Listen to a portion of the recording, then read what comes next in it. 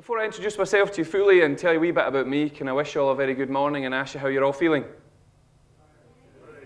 That pause was almost too long there, wasn't it? There was that moment of nervousness. It was an interesting reaction. Some of you said good, some of you said fine. One or two of you made a weird kind of gurgling noise. And one or two of you looked at me like you're going to punch me in the face. Nice one, that's okay. My name's Gavin Oattes. I am the owner and managing director of a company called Tree of Knowledge, a motivational training organisation based in Fife. I know it's not often you hear the words motivational and Fife in the same sentence, but it works for us. Been there for a number of years now. We travel all over the UK and into parts of Europe, working with all sorts of weird and wonderful people. I'll tell you a wee bit about me, so I'm not a complete stranger to you. I'm 33. I know you're all looking at me now thinking, my God, he looks amazing for his age. Thanks. Thanks for your support. I live here in Edinburgh. I just live about 10 minutes away. But I'm not from Edinburgh. I'm from the west coast of Scotland. I'm from a little town called Troon. Hands up if you've ever been to Troon. Why? The beach. It's a good reason to go to Troon. Why else have we been to Troon then? Hands up again. Who's been to Troon? Right at the back there, that young man right in the middle. Why? You got lost. And you ended up in Troon. Were you lost in Troon for a while? Yeah. Did people find you? Was it months? No, we got out eventually. You got out eventually, okay. Of course, Troon's very famous for its 27 retirement homes. So if any of you are thinking about retiring, Troon's the place for you. It's also got one of the main ferry crossings to Northern Ireland, and it's incredibly famous for its golf courses. But I left Troon when I was 18, headed to Aberdeen University, where I spent 4 years training to become a primary school teacher. Learned very quickly that small children do in fact freak me out. They stink, and I hate them. So let's move on. One or two of you looking slightly concerned. I don't actually hate small children. I have my own, which probably scares you more. I have a son who's nearly 5 and a daughter who's just not long turned 1. So feeling very grown up at the moment. So grown up, in fact, I bought a shed. There you go. This young man here, what's your name? Aaron. Aaron, have you got a shed? Yes. Oh. You got a shed, mate? Yeah. Oh. You got a shed? No, we do.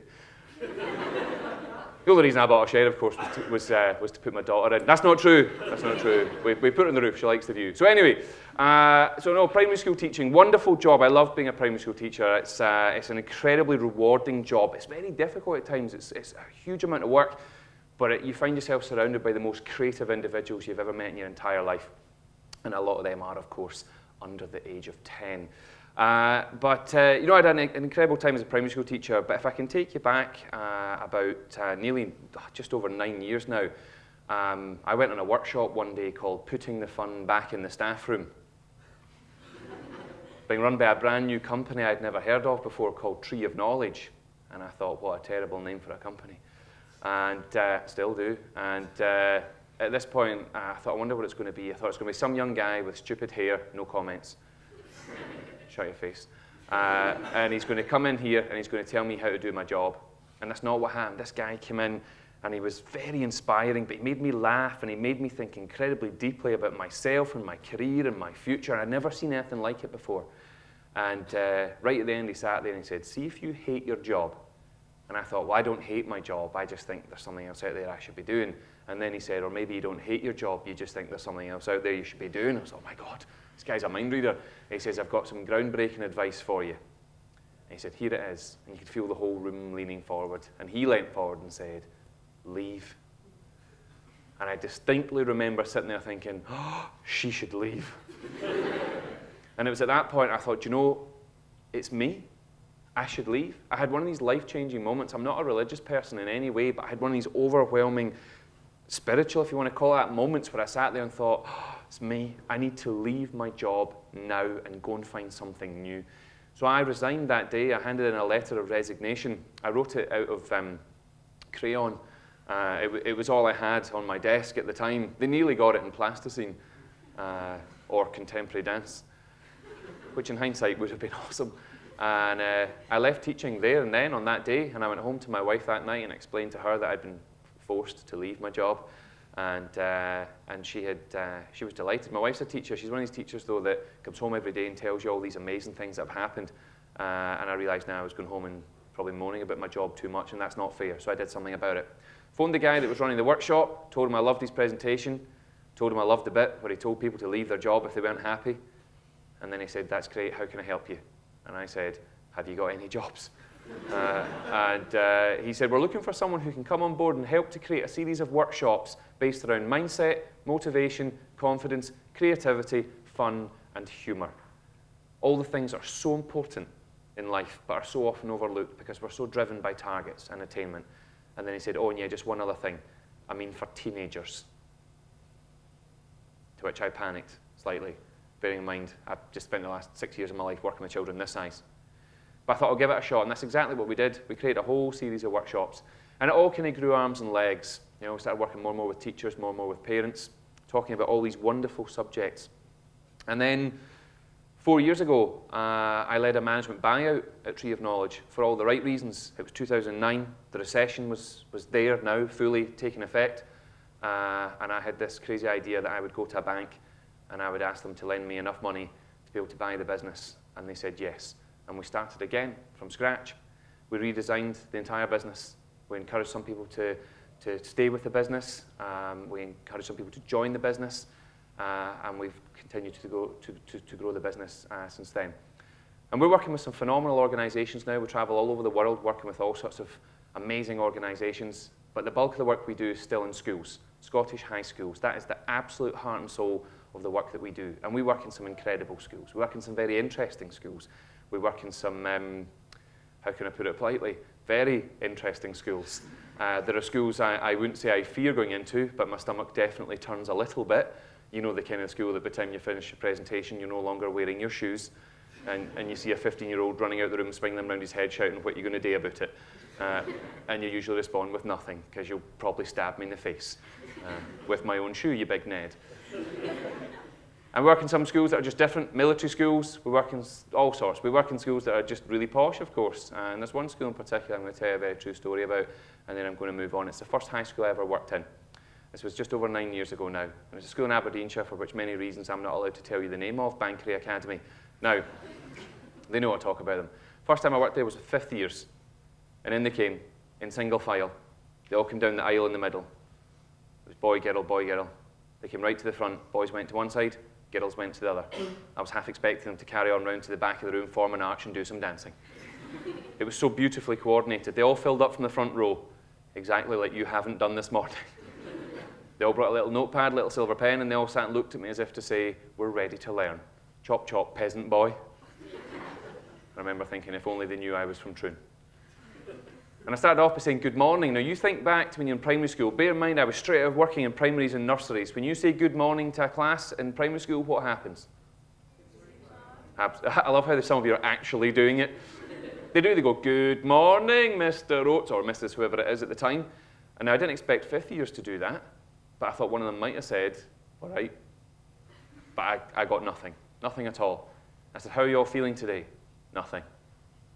I thought, if you ask a 5-year-old how they're feeling, they tell you not even just how they're feeling, but they tell you everything that's happened in the last 48 hours of their life. It's wonderful. And I then thought, I have to ask them something else. I said, what do you get up to for fun at a weekend? What do you do on a Saturday night? Nothing. I then asked them something I shouldn't have asked them. I said, do you ever go out with your mates at the weekend for a sneaky drink? I know now I shouldn't have asked that. But I got a reaction. One of them folded his arms, rolled his eyes, and went, oh, what does one say? And I stood there thinking, I've absolutely no idea. What does one say? And the only thing I could think of to say was, do you like to play Chapdoor Runaway? So I'm now stood there thinking, Gavin, you've just asked a bunch of posh 5th years if they like a game of Chapdoor Runaway. What made it worse was I started explaining the rules. So I'm now off one saying to them, you know, you knock the door, you ring the bell, you run away, you hide behind a tree, a bush, a wall, or a car, a wee old lady comes to the door, she looks confused, and you run away with your mates going, way. No reaction whatsoever, apart from one young man who put his hand up and said, excuse me. And I said, yes. And he looked me right in the eye and said, does one mean ding dong dash? And it was at that point I had an image of them all on horseback and getting their butlers to ring the bell for them. So I don't know whether any of you here this morning are the ding dong dash type, or the Chapdoor Runaway type, or type number 3, and that is, don't even knock the door, just go in and take the TV and leave. But there are many variations of that game. But you're more than welcome here this morning, and it's an absolute honour to have been asked by Charlie to kickstart the event this morning. It's been an ambition of mine to do a TED event for some time now. And one of the things I hear a lot when I'm working with people of all ages that have got ideas and are looking ahead and are looking to really make a go of their future, the word I hear is challenges. You know, I hear it a lot. And what happens then if we're faced with a huge amount of challenge, or we think the challenge is too big because we don't believe we've got the belief or the skills or the confidence or the knowledge to tackle it properly? Well, it's at that point we're going to get stressed, we're going to get anxious, we're going to get frustrated, we're going to get worried. Now, stress is one of these things now that's playing a huge part in the world of education. It's playing a huge part in the world of work. It's the #1 cause of long-term absence. Stress has been allowed in this country to become something far greater than it should ever have been allowed to be. But of course, there are different types of stress. Put your hand up if you would agree with me this morning that there is such a thing as good stress. There's a few hands up. Now, you're not all going to agree with everything I say, but I think there is such a thing as good stress. You know, in certain people, in certain situations, when they're put under pressure, they produce greatness. And I mean greatness. You know, it's called a natural improvisational quality. That's the proper scientific term for it. Some of us just like to call it winging it. Apparently some people make a career out of it. Moving on. But of course there's other sides to stress. There's a type of stress which I believe to be nonsense, completely made up in people's heads. I'm going to call it silly stress. Being stuck in traffic for 10 minutes. That irritates some people. That shouldn't be stressful, ever. See, when I get stuck in traffic for 10, 15, 20 minutes, I love it. It's great. Fire on a CD, change the radio station. I might even shut my eyes, because I'm mental. You know, but I look to the car beside me and there's a guy sat there getting angry. He's on the phone to his wife. You can see him swearing. You think, what are you doing? You just want to ruin her day while you're at it. And there's so many situations in life that should be never stressed. It should never be stressful. And of course, one of the ones that comes to mind, the perfect example, the secret to this for me lies within your toilet roll holder at home. Bear with me on this one. Think about your toilet roll holder. See, if you don't have a toilet roll holder, imagine you have a toilet roll holder. And imagine the toilet roll needs changed, so you change it. Imagine yourself changing it. In your mind, now that it's changed, think for me. Does it hang over and away from the wall? Or does it hang in towards the wall? Hands up for over and away. Okay, the fact that many of you know for certain is worrying me already. Some of you put your hand up there as if to say, and there's no other way. Even as I'm saying that, some of you are going, well, there is no other way. There is another way. There's the other way. There's always another way to everything that we do. Put this to the test for me. From this day forward, everywhere you go in life from now on, turn toilet roll around. Everywhere you go. Do it in other people's houses. Do it in your own house. Do it in restaurants. Do it in the supermarket. Turn whole packets round.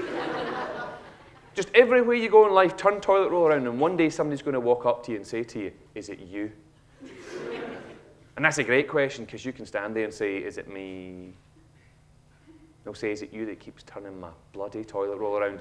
And you can stand there and say, yes, it's me. And you'll think back to this moment and you'll realize I'm absolutely right. There are so many things in life should never be stressful, but we allow them to be. We choose them to be. And this is the key for me. We have a choice to make. You can either choose to react in a stressful way and be worried and frustrated, or we can choose to embrace it. And we can go for it. You know, if you've got an idea, we can sit there and stress over it, or we just go for it. And we embrace it, and we stick with it, we persist with it. But of course, what happens if you know you've got the skills and abilities to go and do bigger, better, more exciting things, but you don't feel that you're being challenged, or that you're having the opportunity to challenge yourself? Because at the end of the day, I keep hearing this word challenge. You need to challenge yourself. Without challenges, of course, you get bored. You lose interest. And there is nothing worse than being bored. Think back to when you're 7 years of age and your teacher handed you a reading book that you'd read the year before. How did that make you feel? Well, I'll tell you how it made the 7-year-olds feel the first time I made that mistake. Furious. They were absolutely furious with me. Because, of course, at the age of 7, we want nothing more than to be moved up a reading level. We want nothing more than to have our classmates see and hear and acknowledge that we've been moved up a reading level. And we want nothing more than that, than to go home that night to our mums and dads and show them that we've been moved up a reading level. Another thing that always amazed me about being a primary school teacher were those moments when I'm sat at my desk doing my work and all of a sudden there's a queue of children stood beside me.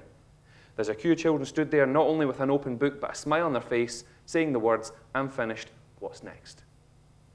It was like an absolute need and desire and want to learn and develop and progress and succeed always. Every day as a primary school teacher, my mind was completely and utterly blown by these young learners and their utter and sheer enthusiasm for learning, and for development. And then what happens when we leave primary school? We go to high school. And we lose something very special in high school, I believe. I believe that there are many people in this country who lose something, and the only way I can describe it is that wee piece of magic. It's that wee piece of magic that you're born with. We all have it. It's a natural thing. I see it in my son every single day. He's 4.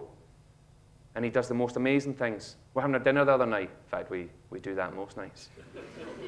I'm from Troon. And there was broccoli on the plate. And I'm having a moan about the broccoli. And he picked it up and he went, "But broccoli's fun, Dad." I've never heard that sentence before. I said, "What do you mean?" He went, "Look, it can be summertime." And then he bit the top off and went, "Autumn." Genius, right there. Even in moments of sadness, they have this ability to flip things on their head. I lost my dad last year. And you know, in the run-up to Christmas, that was difficult when you've got a 4-year-old who understands but doesn't really understand. And we're sitting at Christmas Day and he said, "I'm really sad."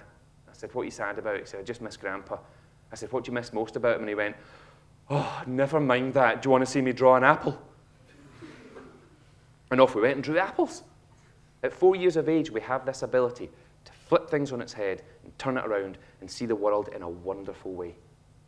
You think back to when you were 4 or 5 years of age and somebody handed you a cardboard box. What did you do with it? Absolutely. You flew it, you drove it, you sailed it, you wore it, you ate it, you defended it. It was the ultimate plaything. When was the last time you played in a cardboard box? It might have been last night. It doesn't matter. I bet for some of us it's been a while. When was the last time you looked at a cardboard box and then looked at a staircase?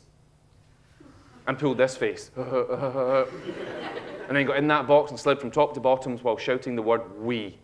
When was the last time you got in from school or from work or from college and ran into your bedroom, dived onto your bed, rolled yourself up and shouted, "Quick, come and look at me, I'm a sausage roll"? There's your homework. Do it tonight, today. When you get home, jump onto your bed, roll yourself up and shout, "Quick, come here!" And somebody will run through and go, "What is it?" Even if you don't live with someone else, someone will come running eventually. They'll go, "What is it?" And you lie there and go, "I'm a sausage roll." Look at their face, especially if you've run into the wrong house. And if you do this today, find me on Twitter and leave me a message that says, "I'm a sausage roll." We'll see how many. Make sure you hashtag it with the hashtag from me and we'll see how many we get. Now, I'm not suggesting for a second that for us to be successful, that we must go home tonight and play in a cardboard box or be a sausage roll. But what I wanted to do today is challenge the way you think about stuff, about you. When was the last time you heard a 5-year-old picking up a cardboard box and saying, "This is a really nice strong box. We should hold on to this till we move house"? It's really boring. But that's how we are expected to think the older we get. It's time to not grow up in this country. It's time to start thinking back and get that wee piece of magic back into our learning, back into our development, because it's fun, it's colourful, it's humorous, and it's imaginative. I'm that person that turns up and says, "See, if you go looking for the problems, you'll find them everywhere." You want problems and challenges? Go get them. You want to find the opportunities and the possibilities? Well, then you'll find them. Final thought. There's 10 birds sitting on a washing line and 5 decide to fly away. How many are left? I know your brain's saying 5, but I'm going to tell you now it's not 5. The only reason I'm telling you the answer quickly is because I've had my red card already. So if it's not 5, what's the answer? Why? I see what you're saying, but that's not my answer. And my answer's the right answer. The answer's 10, and they're all still on the line. They only decided they were going to fly away. How many times in life already have you decided you're going to do something new, different, exciting, scary, healthy, wonderful, but you've not actually quite got round to it yet? At the very least, I hope I've given you a little bit of food for thought. You have some phenomenal speakers coming up. Thank you very much for your time. Cheers.